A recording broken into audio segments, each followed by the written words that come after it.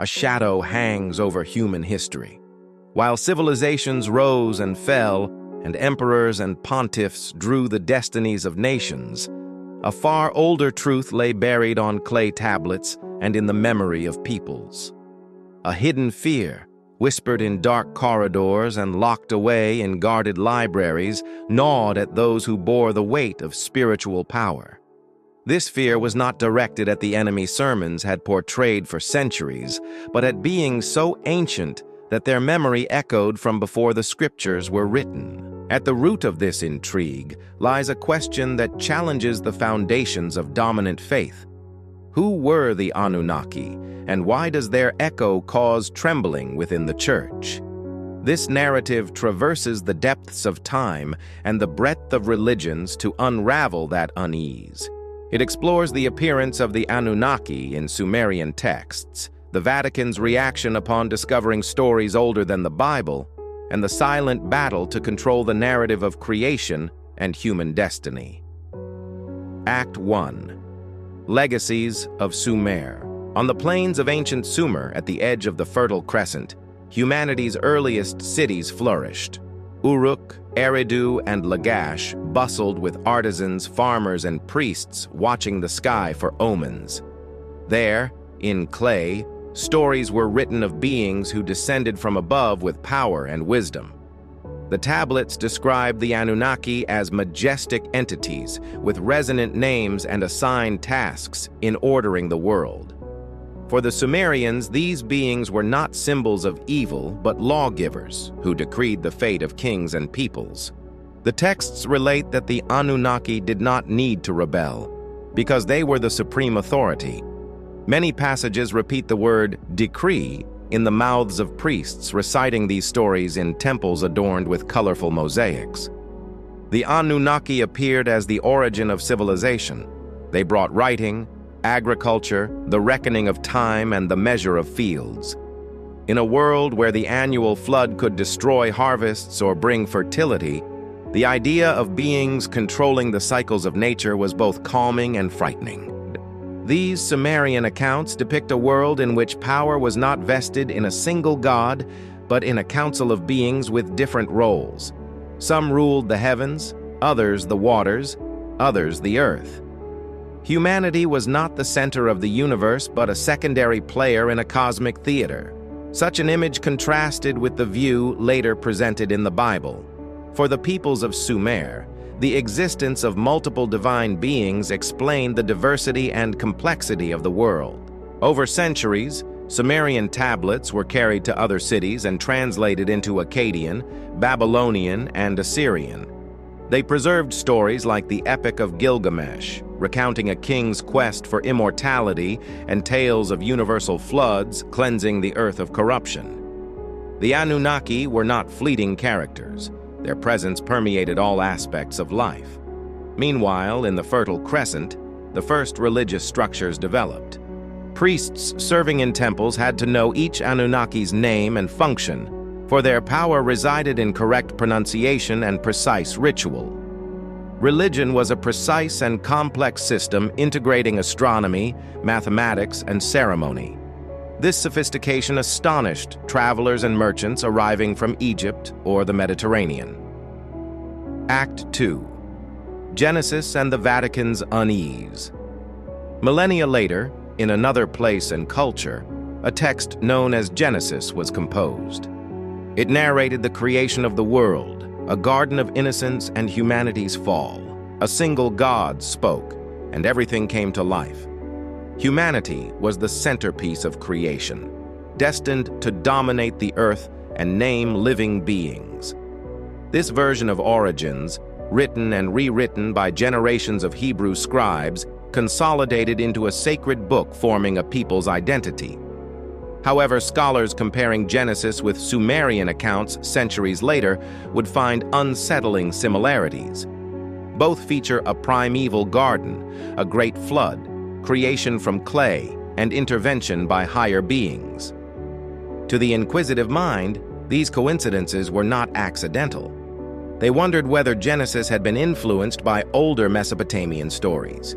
If so, chronology shifted, and the supposed primacy of the biblical version was questioned.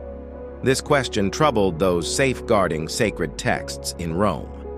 Over time, the Catholic Church interpreted Genesis as a singular revelation from God. The idea that earlier narratives with similar elements existed opened the door to a dangerous debate. If humanity's origin was not exclusive to the Hebrew tradition, what did that imply for the doctrine of the fall and salvation? Early Christians coexisted with Jewish traditions and Hellenism. They knew myths of gods descending to earth, semi-divine heroes and prophecies written by conquered peoples. Over time, however, the Church organized around the Bishop of Rome sought to consolidate a unified doctrinal identity, which required exclusivity of biblical narratives. In that context, any parallels with pagan texts were deemed perilous. The natural reaction was dismissal. The Anunnaki were interpreted as disguised demons, corrupt projections of humanity.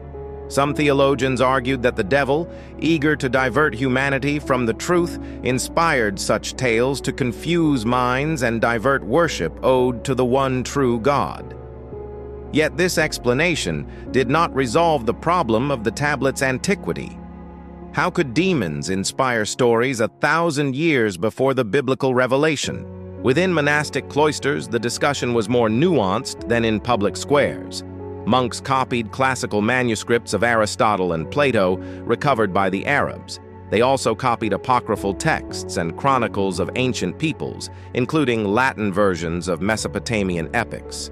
These monks noted similarities between pagan narratives and the Bible, but knew that sharing their findings could cost them their lives. Act 3. Middle Ages and Control. In the Middle Ages, the Church positioned itself as the sole legitimate interpreter of Scripture. Councils defined orthodoxy and heresy. The Inquisition, established to preserve the purity of faith, pursued deviance. In this climate, the mere idea of older stories presenting a different origin for humanity was seen as subversive. Popes and cardinals, educated in theology and canon law, debated in Latin the nature of the soul and the origin of evil. Few could read Sumerian or Akkadian. Those who could did so in secret. Libraries of isolated monasteries in Italy, France, or the Alps housed texts that were not to circulate. Controlling knowledge became a method of social control. With the Renaissance of the 15th century came renewed interest in classical texts. Humanists like Petrarch and Pico della Mirandola promoted reading Plato, Homer, and ancient Hebrew texts. Some traveled to Constantinople and Alexandria seeking manuscripts. There they heard of tales of antediluvian kings and gods teaching city building. But such information hardly reached Rome. When European explorers reached Mesopotamia in the 18th and 19th centuries, they found ruins confirming the cities mentioned in legends. They discovered tablets and cylinders inscribed with writing none could initially read. These pieces were sent to museums in London, Paris, and Berlin. Philologists and linguists set about deciphering cuneiform signs. In this effort, stories like the Epic of Gilgamesh and the Enuma Elish emerged. Meanwhile, in the Vatican, some scholars aware of these excavations tried to anticipate what they might reveal. If cuneiform texts confirmed a universal flood, such a finding could strengthen biblical truth. But if these texts showed a creation narrative predating Genesis, they could become a threat. Thus, it was decided to control information. Silence became policy. The Church, which centuries earlier had excommunicated heretics for less, now opted to ignore the discoveries. No councils were convened to discuss the Anunnaki. No encyclicals were written to counter their influence. Silence became a wall intended to hold back the tide of questions. Act 4. Archaeology and Public Debate. 19th century Europe was different. The printing press, university expansion, and rising literacy allowed ideas to spread faster than ecclesiastical censorship could stop. Translations of Sumerian texts were published in scientific journals and reached intellectuals interested in comparative religion. In France, Ernest Renan analyzed Semitic civilization's influence.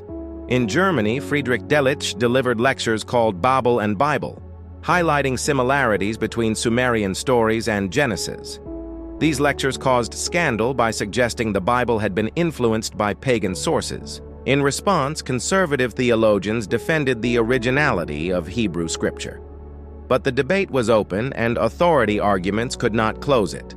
The figure of the devil began to be seen in a broader context.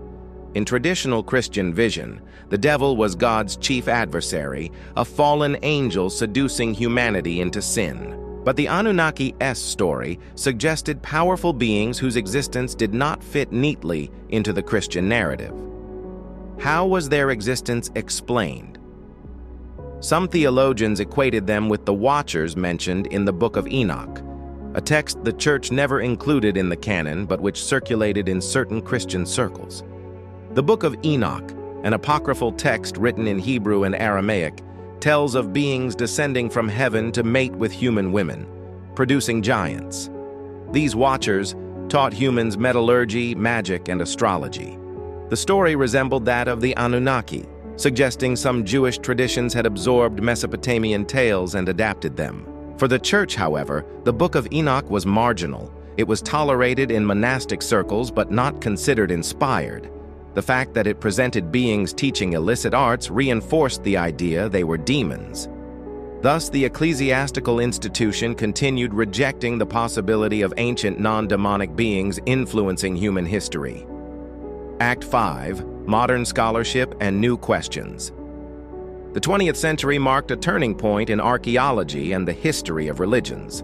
With each excavation in Sumer, Babylon, and Assur, new tablets emerged adding detail to the mosaic of Mesopotamian beliefs. The names of Anu, Enlil, and Enki appeared alongside laws, hymns, and narratives. Anunnaki, a word translated in various ways, always implied a group of great gods dictating destiny. As the discipline of Assyriology matured, scholars seriously compared Mesopotamian literature with Hebrew scriptures. They discovered that the flood in Gilgamesh resembled Noah's in many details. They noted that the creation story in the Enuma Elish had elements in common with Genesis. They also saw significant differences pointing to distinct cultural contexts. In Rome, the official position remained silence. Some voices within the Church began to admit that the Bible might have been influenced by pre-existing traditions. They argued that God could have inspired biblical authors using existing stories, giving them higher meaning. This sought to reconcile faith with evidence, but did not resolve the central unease: the presence of powerful beings predating biblical revelation that did not fit the dichotomy of God and the devil. Discoveries about the Anunnaki also raised questions about the origins of kingship. Several tablets said that royalty descended from heaven. The enigmatic phrase suggested early kings were chosen or designated by the gods, or perhaps were themselves of divine descent. If kingship was not simply a social contract, but an investiture from celestial beings, the notion of power shifted.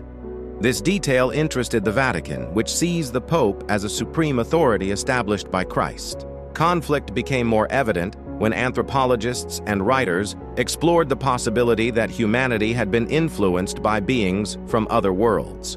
Authors like Zecharia Sitchin proposed that the Anunnaki were extraterrestrial visitors who intervened in human evolution. Such theories captivated audiences hungry for mysteries and conspiracies, but clashed with traditional beliefs of the Abrahamic religions. Act 6. Science, Myth, and Esotericism. Meanwhile, genetics advanced.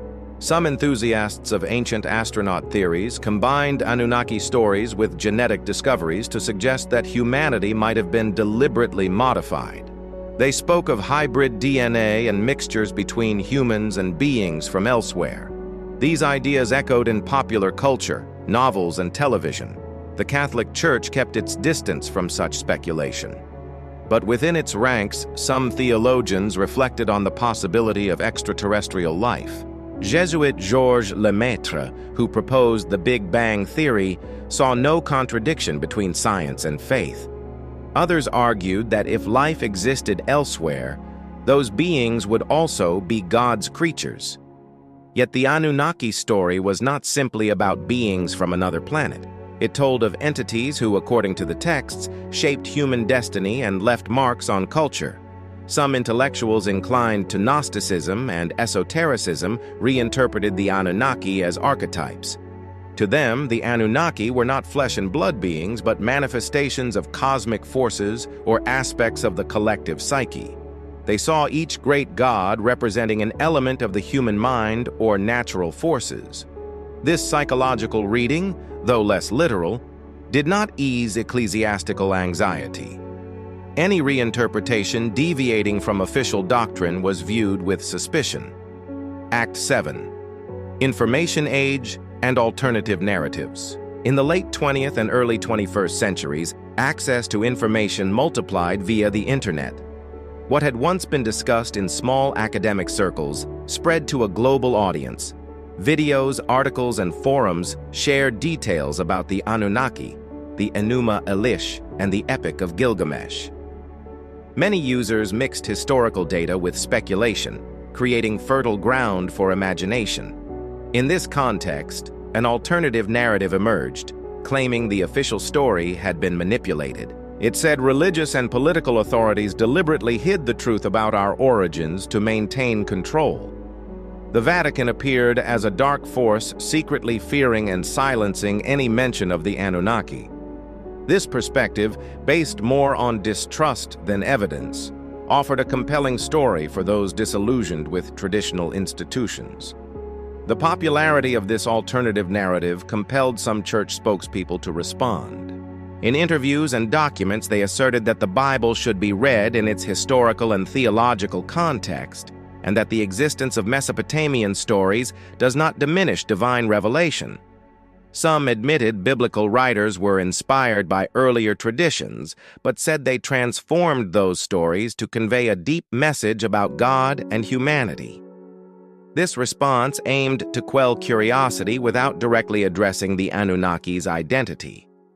In academic circles, the debate continued rigorously. Assyriologists, archaeologists, and theologians compared text with text, analyzing differences and similarities. They pointed out that in Sumerian literature, the Anunnaki were not defined morally in terms of good and evil. They were powerful and capricious, but not necessarily malevolent. By contrast, the devil in Christian tradition is defined by his opposition to God and his desire to corrupt. This fundamental difference means the Anunnaki cannot be directly equated with the devil. Act 8. Authority and Fear. The Vatican's fear is better understood when considering how beliefs underpin power. The Church has been not only a spiritual institution, but also a political one. For centuries, it legitimized coronations, blessed conquests, and set moral judgments. Its authority rested on the belief that it possessed revealed truth and was the custodian of salvation. If history presented a different origin for humanity, one where powerful beings from elsewhere established the first laws and kings, the fundamental premise of ecclesiastical authority was questioned. The creation narrative would fall like a curtain, revealing another stage where humanity was crafted by different hands. Such a possibility could trigger a crisis of faith, not only theologically, but in the very structure of the Church. The institution was used to combating internal heresies. Gnostics, Arians, Cathars, all were seen as threats because they deviated from the official narrative. But the Anunnaki case was different. It was not a sect arising within the Church, but an echo from the distant past, predating the Hebrew people. The Church could not excommunicate extinct civilizations or burn clay tablets housed in European museums. Some believe that instead of confronting the truth, the Vatican quietly integrated it. Renaissance sacred art shows veiled references to winged beings not matching angels. Medieval churches have carvings of giant figures, perhaps inspired by pre-biblical giant tales. St. Peter's Basilica and other cathedrals contain symbols some interpret as remnants of older knowledge. Though speculative, these interpretations suggest the truth infiltrated Christian culture indirectly. Act 9. Contemporary reflections. Today, interest in the Anunnaki story continues. Researchers, writers, and curious people keep reading and translating tablets. Conferences and podcasts explore the possibility that human history is more complex than traditional textbooks teach. This interest is not limited to an esoteric audience. Many scientists recognize understanding civilization's roots is key to understanding our present. The Vatican finds itself in a difficult position. On one hand, it cannot deny the existence and antiquity of Sumerian texts. On the other, it cannot accept them as accounts of real entities without endangering doctrine. Thus, its strategy remains cautious. It speaks of Mesopotamia's cultural richness, acknowledges literary similarities, but maintains that its mission is spiritual rather than historical. Meanwhile, the figure of the devil has lost prominence in many Christian communities. He is no longer preached as frequently as in medieval sermons. Interest in the Anunnaki has grown, perhaps because they offer an alternative narrative blending archaeology, myth, and science fiction. In an era where trust in institutions wavers, stories like that of the Anunnaki find fertile ground. Epilogue. Beyond fear. The saga of the Anunnaki and the Vatican's fear does not end with a definitive answer. It remains a field of debate, interpretation, and discovery. The question of why the Church fears these beings more than the devil highlights a tension between tradition and evidence. The devil belongs to theology and can be exorcised with rites and prayers. The Anunnaki belong to history and archaeology. Their names are carved on stones that have survived millennia. They cannot be banished with prayers because they are not spirits, but tangible memory. The tablets and texts that speak of the Anunnaki invite us to consider that humanity's story is neither linear nor monochromatic. It is woven from multiple narratives that intersect and reconfigure over time. Acknowledging this need not destroy the faith of those who believe in a supreme being. It can rather enrich our understanding of our place in the universe. The existence of ancient accounts describing powerful beings does not negate the possibility of a spiritual dimension, but it does question the claim of monopolizing truth. Thus, this script ends with a call to reflection. Faced with the immensity of history and the vastness of the cosmos, our certainties become fragile. Whether we see the Anunnaki as ancient gods, visitors from other worlds, projections of our psyche, or symbols of natural forces, their presence in the memory of peoples reminds us that the search for truth cannot be restricted to a single book or tradition. Truth is scattered among tablets, manuscripts, carved stones, myths, and dreams. The real fear is not of beings descending from the sky, but of losing control over the narrative that gives meaning to our existence.